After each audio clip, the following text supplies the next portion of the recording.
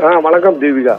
தமிழக ஊரக வளர்ச்சித்துறை அமைச்சரும் திமுகவின் மாநில துணை பொதுச் செயலாளரும் ஆத்தூர் சட்டமன்ற உறுப்பினருமான பெரியசாமியின் வீட்டில் காலை 6:30 மணி முதல் அமலாக்கத்துறையினர் சோதனையில் ஈடுபட்டு வருகின்றனர். 10க்கும் மேற்பட்ட வாகனங்களில் மதுரை மற்றும் திருச்சியிலிருந்து வந்த அமலாக்கத்துறையினர் அமைச்சர் பெரியசாமியின் வீட்டில் 3க்கும் மேற்பட்ட வாகனங்களும், அதே போல் பெரியசாமியின் மகன் திண்டுக்கல் திமுக கிழக்கு மாவட்ட செயலாளரும் பழனி சட்டமன்ற உறுப்பினருமான செந்தில்குமார் வீடு மற்றும் அவரது ஐபியின் மகள் இந்திராணியின் வீடு மற்றும் அவர்கள் வத்தலகுண்டில் உள்ள நூற்பாலை உள்ளிட்ட பகுதிகளில் தற்போது அமலாக்கத்துறை ஆய்வானது தொடர்ந்து நடைபெற்று வருகிறது. காலை 6:30 மணிக்கு வந்த அமலாக்கத்துறை தற்போது வரை சோதனையில் ஈடுபட்டு வருகின்றனர்.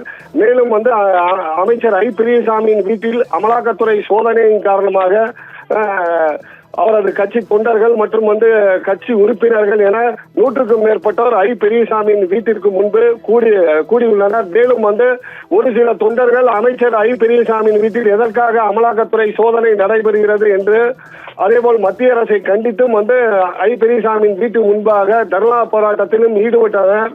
உடனடியாக வெளியே வந்த அமைச்சர் பெரியசாமி தற்போது எந்த கோஷங்களும் எழுப்ப வேண்டாம், தர்ணா போராட்டத்தில் யாரும் ஈடுபட வேண்டாம் என கூறிய நிலையில் அவர்கள் அனைவரும் கலைந்து சென்றனர். மேலும் அதேபோல் செந்தில்குமார் வீட்டிலும் தற்போது சோதனையானது நடைபெற்று வருகிறது. 100க்கும் மேற்பட்டவர்கள் தற்போது அங்கும் தொண்டர்கள் குவிந்துள்ளனர்.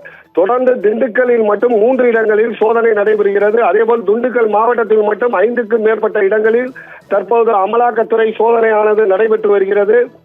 தற்போது மேலும் பாதுகாப்பு கருதி காவல்துறையினர் குவிக்கப்பட்டுள்ளனர். அதேபோல் 10க்கும் மேற்பட்ட CRPF வீரர்களும் துப்பாக்கி ஏந்தி குவிக்கப்பட்டுள்ளனர். தற்போது இப்பகுதி முழுவதும் பதட்டமான சூழ்நிலை நிலவி வருகிறது. தீபிகா.